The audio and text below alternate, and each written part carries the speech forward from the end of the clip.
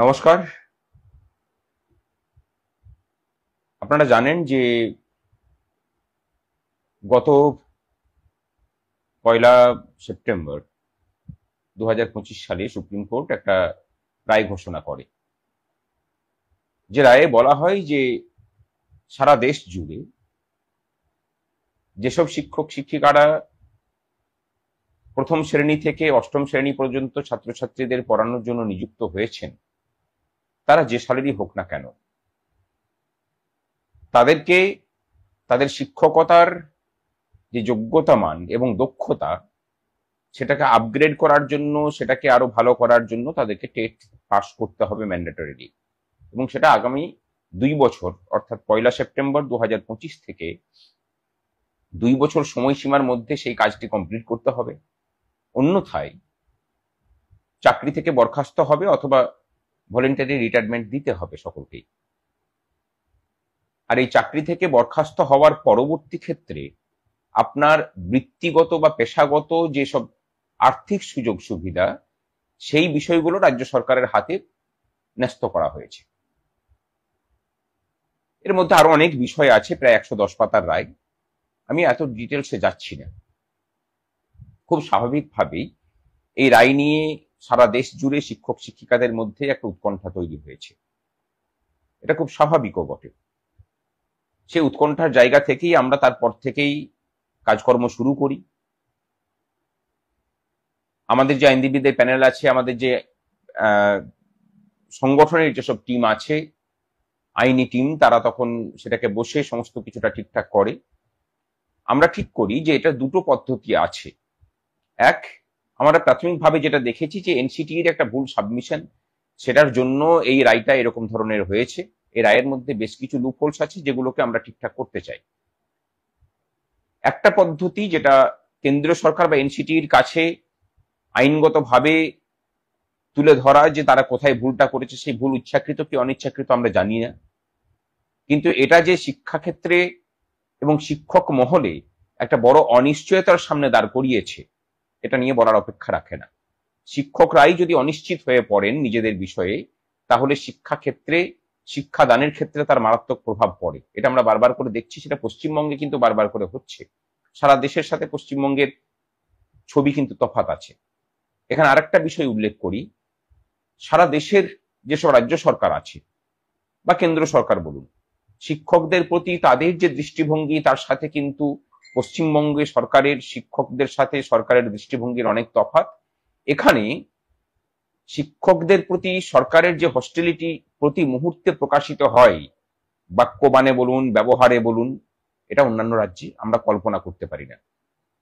তাই অন্যান্য রাজ্য এই রায় বেরোনোর পর থেকে বিভিন্ন রকমের মেজার্স নিতে শুরু করেছে, নিচ্ছেও। আমরা এটার বিষয়ে কতগুলো বিষয় ঠিক করেছি। যেমন গতকালকে আমাদের পক্ষ থেকে একটা টিম গিয়ে বিকাশ ভবনে শিক্ষামন্ত্রীর সাক্ষাৎ এবং শিক্ষা সচিবের সাক্ষাৎ চেয়ে এসেছে।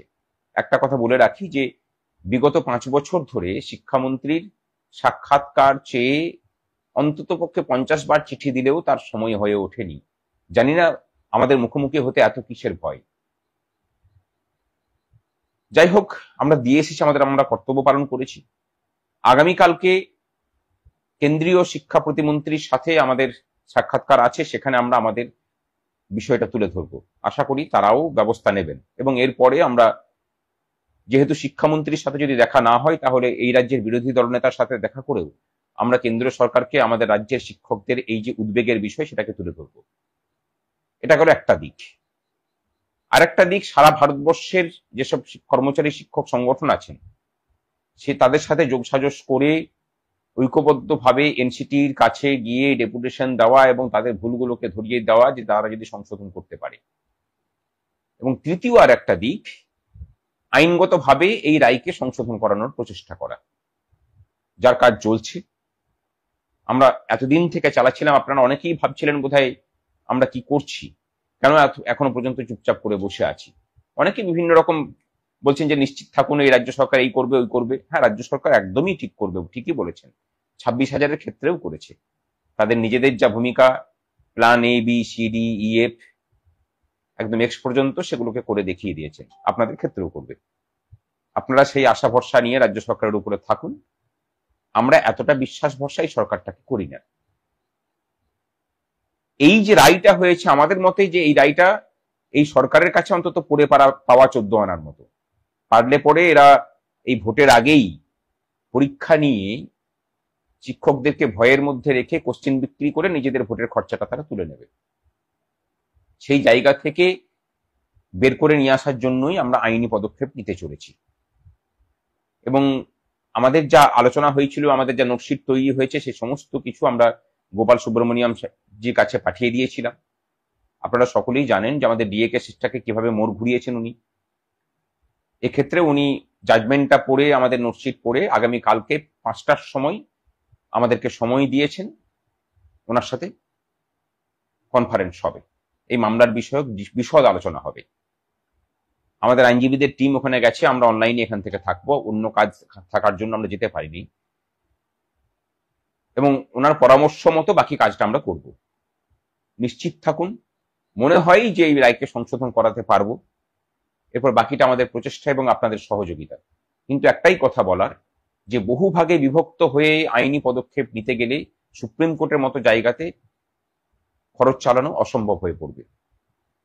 তাই 1 থেকে 8 পর্যন্ত শিশুদের শিক্ষাদানের কাজে যেসব শিক্ষক শিক্ষিকারা যুক্ত আছেন, তাদের সকলের কাছে, প্রাথমিক শিক্ষক থেকে উচ্চ প্রাথমিক এবং হাই স্কুলের শিক্ষক শিক্ষিকা যারা আছেন, তাদের সকলের কাছে আবেদন যে ঐক্যবদ্ধভাবে আমরা লড়াই করি চলুন, কোনো পৃথক ব্যাপার নেই।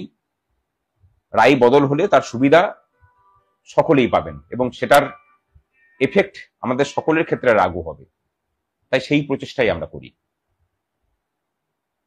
এবার এখানে আরেকটা বিষয় আমি অবতারণা করছি। এই বিষয়টা নিয়ে আমরা যখনই পোস্ট করছি, একটা বিষয় লক্ষ্য করছি যে কিছু সংখ্যক শিক্ষক শিক্ষিকা যারা সরকারের এজেন্ট হয়ে এতদিন পর্যন্ত শিক্ষকদের মধ্যে বিভেদের কাজটা চরমভাবে করে গেছেন। এরা মূলত 2017 সালের নিয়োগপ্রাপ্ত এবং নন ট্রেন্ড হিসেবে নিয়োগপ্রাপ্ত হয়েছিলেন, যাদের কেস চলছে। তাদের কেস কিন্তু আমরা লড়ছি। বলতে খুব খারাপ লাগছে যে তারা বারবার করে একটা প্রশ্ন করছেন যে টেট দিতে ভয় কোথায়, এবং সিনিয়র শিক্ষক শিক্ষিকাদেরকে যেভাবে আক্রমণ করছেন তার প্রত্যুত্তরে জানাই যে অ্যাপটিটিউড টেস্ট না দেওয়ার ভয়েই কিন্তু আপনারা সুপ্রিম কোর্টে গিয়েছিলেন। সেটা যদি ভয়ের থেকে যাওয়া হয়ে থাকে, তাহলে ধরে নিতে পারেন যে সিনিয়র শিক্ষকরাও ওই ভয়ের জায়গা থেকেই এই রায়কে চ্যালেঞ্জ করার জন্য সুপ্রিম কোর্টে যাচ্ছে। আর যদি মনে করে থাকেন যে সেই রায়টাতে গলদ ছিল, আপনাদের অধিকার উচ্চতর কোর্টে গিয়ে সেটা সংশোধনের প্রচেষ্টা করা, তাহলে এক্ষেত্রেও তাই। আর আপনাদের ওই লেজিটিমেসি 10 নম্বরের জন্য যদি যতটা, তার থেকে আরো 15 গুণ বেশি লেজিটিমেসি আমাদের ক্ষেত্রে আছে, কারণ 150 নম্বরের টেট হয়, ওটা 10 নম্বরের পরীক্ষা ছিল। তাই নিজেদেরকে মহান বানানোর জন্য অন্যকে ছোট করার যে প্রচেষ্টা, সেটা বন্ধ করুন। শ্রেণীর মধ্যে শ্রেণী শত্রু তৈরি করাটা ঠিক নয়। হ্যাঁ, এখনই আবার বলবেন যে আপনারা তো হাততালি দিয়েছিলেন। একটা কথা বলি, যে হাততালি দেওয়ার যে দর্শক কুল ছিল সেখানে আপনারাও ছিলেন, এবং তারপর আমরা বলেও ছিলাম যে যে বক্তব্যের পরিপ্রেক্ষিতে ওই হাততালি হয়েছিল সেখানে সমস্ত স্তরের কর্মচারীরা ছিলেন, তার সাথে আমরা সহমত নই, আমরা নিন্দা করছি তারপরেও আপনাদের সেই যে বিষোদ্গার সেটা বন্ধ হয়নি। আরেকটা কথা আসি, কথায় কথায় আইনজীবীদেরকে গাল দেওয়া এবং আইনজীবীদেরকে ওই দলে বিভক্ত করে দেওয়া, এই দলে বিভক্ত করে দেওয়া। একটা কথা জানিয়ে রাখি, ডিএ কেসের সুবিধা আপনারা সহ এই রাজ্যের প্রায় 15 লক্ষ কর্মচারী পেনশনার তার স্বার্থ জড়িত। এই ডিএ কেসের বিরোধিতা যারা করেছিলেন আইনগতভাবে, আমরা কিন্তু এভাবে দেখি না। আইনজীবীকে টাকা দিলে তিনি মামলা লড়েন, কারো কেনা গোলাম নন, কিন্তু সেটা আপনাদের দৃষ্টিভঙ্গি। মুকুল রোহতগিজি আপনারা নিয়ে চাকরি বাঁচাতে গিয়েছিলেন, তাহলে কি আপনারা বাকি শিক্ষক মানে কর্মচারী পেনশনারদের শত্রু হিসেবে প্রতিপন্ন হবেন? বাকি কর্মচারী পেনশনাররা কিন্তু সেভাবে দেখেন না বিষয়টাকে, আপনারা দেখেন। এইগুলোকে বন্ধ করুন। মামলার প্রয়োজনে যে কোনো আইনজীবীদেরকে নেওয়ার স্বাধীনতা প্রত্যেকের আছে, আপনাদেরও যেমন আছে, বাকি কর্মচারী কুলেরও আছে। এইসব ক্ষুদ্রতাকে বাদ দিয়ে যে লড়াইটা লড়ছেন সেটার প্রতি মনোনিবেশ করুন। আর অন্যকে সম্মান দিলেই নিজেদের সম্মান পাওয়া যায়। ভালো থাকবেন সকলে। আজকের মতো এটুকু।